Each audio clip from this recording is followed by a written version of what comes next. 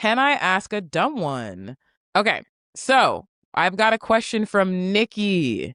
She's asking, after the sale of my home, I'm getting about $50,000 in hand. I'm a 42-year-old single mother of a 2.5-year-old. I plan to rent for the next couple of years, maybe forever, since I can't afford to buy a home in Massachusetts. How would you save and or invest the 50,000 if you were me for a dependent and for myself? Jeremy? All right, Nikki. And Nikki with 1K too. Mm-hmm. And IKI, that's like, as a father to a child with a 2-letter name, I really like those short names. Bob. Robert. Bob? What's your dad's name? No, my son. Oh, I'm thinking of, okay, sorry, I misheard you. And when it says, what is Bob 2 letters? That's why I was like, Bob. I was so confused.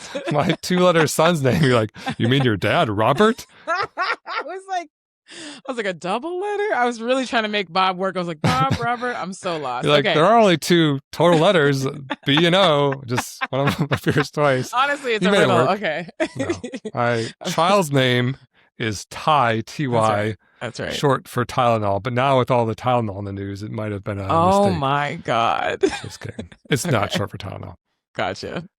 All right, Nikki with 1K and 2 I's, 3 total letters if you count the N. This name riddle is really good. You have a very short question, but the answer can potentially be complicated based on your situation. So what I'm going to do is I'm going to break down the order in which I do things when I have a windfall like this. There's 6 phases.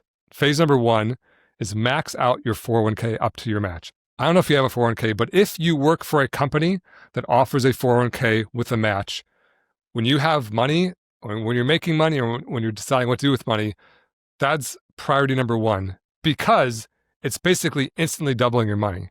If you did the worst possible thing, which was to withdraw the money directly after that and pay all the taxes and fees on it, you'd still end up with more than if you didn't do it, right? And so you always want to be maxing out your 401k. I suspect you're already past that based on your question. It sounds like your general household's in order, but let's go through anyway. And I do these things in order. You do the first one until it's done. So if your 401k is not matched, just do that until it's done. That takes. You have a handy dandy graphic for this, don't you? And it's on the screen right now. It's in the folder, so Sahil's going to throw it up there. Boom, baby. Love it. Okay, keep going. You can see it right there. Phase number 2 is pay off all non-mortgage debt. Mm-hmm. So if you have credit cards, student loans, car loans, people get really, really comfortable with their debt. But when you are spending all your income, just throwing it towards debt, you're kind of running up a down escalator, right? And you want to get off that escalator, and then you can start building wealth. And so, Nikki, if you got that car loan and there's 10 grand left on it, pay it off.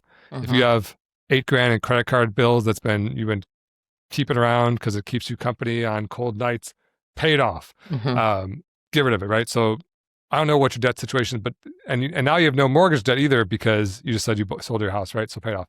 That's number 2. Number 3 is save an emergency fund. If you don't have enough cash to weather the storm, like if you lose a job, family medical emergency, asteroid hits your car and you got to buy a new car or whatever it is, you're kind of like walking on very thin ice, right? And you don't want to fall in. So I'd just have enough cash in an account, go put it in a money market fund or a high yield savings account somewhere, not in the same account you're spending on your monthly transactions. And it should be 3 to 6 months of your living expenses. So if you're spending $5,000 a month, you might want to have $15,000 to $30,000 in an account. Forget about it. When you need it, you'll know it's there. That's 3. Number 4, invest so you're on pace for a healthy retirement. This is where, Nikki, I'd pull up the investment retirement calculator on Nectarine's website that I recently built. It's amazing. But you can put in your age, how much money you make, how much money you have invested, how much money you're investing each month, and then basically get a retirement score to say, okay, am I on pace or not? And if you're not, all that 50 or whatever's left of the 50K after you've paid off your debt and have an emergency fund should be going towards investments. Because you want, when you're a 42 single mom, when you're like a 72-year-old mom of a 32-year-old, 32 and a half year old, you're probably kids not keeping track of half years at 32 I still do it. Yeah. Nice. You don't want to be like asking your kid for money, right? So you're on pace for healthy retirement. So figure out how much you need to save each month. Once that's covered. You say, okay, if I save whatever it is, $500 a month, $1,000 a month, whatever it is, I'm going to be in good shape when I'm in my mid 60s. Then I would save for a house or kids' college. And so you said you have a 2.5-year-old. If those first 4 phases aren't done, it's not time to save for your kid yet. Because right now, that means you're not in good shape. You're not in shape to pay off your debt. You're not in shape to retire. If you're not in good shape, I use the old oxygen mask. Do you ever fly, Jen? Do I ever fly? Yes. Have you ever had the oxygen mask come down? And you let me finish my question. I'm sorry. You ever fly and have the oxygen mask come down? She's never been on a plane. I've never had the oxygen mask actually come down. I've only seen the demo from the flight attendants. Okay. But do you know what they say about kids when they come down? Yeah, you got to put your mask on first before you help your kid. And do you know why?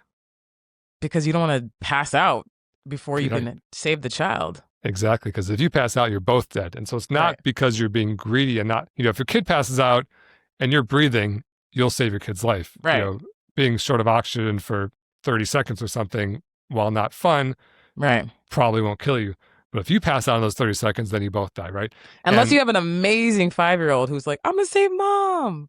Well, yeah, I guess then the kid should put on his first and then put on mom's. Explain that like I'm 5. No, just kidding. Exactly.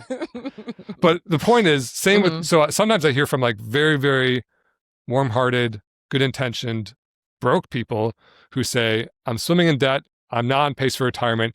I hate being broke. I want to help my kid have a better situation than me. What can I do with this extra money to help my kid so that in 20 years they'll be in better shape? And my answer is like, don't yet. Put on your mask first. Because if you are setting an example of swimming in credit card debt, not saving for retirement, and then just trying to like give this windfall to your child, that's not going to help them either, right? Set a good example. Get your own house in order. Get your own wealth going. Get your emergency fund. Debt paid off. All these phases, right? So then, if you're on phase 5, and, Nikki, you kind of gave us a little hint there that you might not be buying again. But if you want to buy again, this would be, the beginning of your down payment. If you really don't care, don't want to buy again, then that could be the beginning of a kid's college fund, or probably most of it if you have a 2.5-year-old. Right. And then after that, let's say that's all done, you're in a home or you don't want to buy, kids' college is covered, then phase 6, the final phase, after you use both hands now, invest more or pay off your mortgage. Now, this is basically like wealth supercharged time where you say, okay, I'm on pace to retire at 65. Maybe I could be on pace to retire at 60. Like 5 years of your life where you're just traveling and enjoying life would be pretty great, right? That's phase 6. Or maybe you have a $3,000 mortgage payment and you'd prefer to have a $0 mortgage payment by paying off your mortgage, and you could spend that $3,000 a month on whatever you want. Like that would be a life-changing thing too. So that's what you do in phase 6. So I love it. Nikki, do those things in order, and then you'll figure out where to put your 50 grand.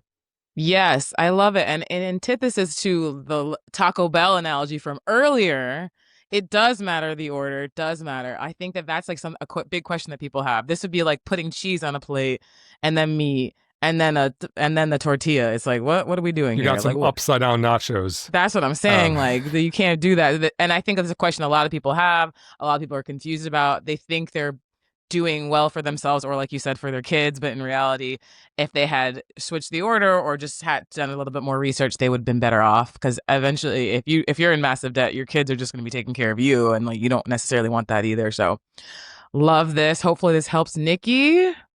100%. And her 2.5-year-old. Yeah, how cute. My kids are 0 and 4. So not 2.5 0. Well, 0. Well, you got 1 yet, are you? You're 0. No, come on. So you're not getting into the like. Well, you're not in LA proper, but like you're not getting into the parent thing of like my kid is 75 months old. Like, yeah, no. After 12, I mean, my child is 8 months, but after 12, he's a year. I'm not doing but the 75 months thing. You can't call your kid 0. Well, that's a joke, Jen. We're just having some fun here, okay? Bad joke. No, well, They can't all be good. This isn't stand-up hour. This is personal finance club hour. You gotta give us a type 5. Okay, cool. Thank you, Nikki, for your question.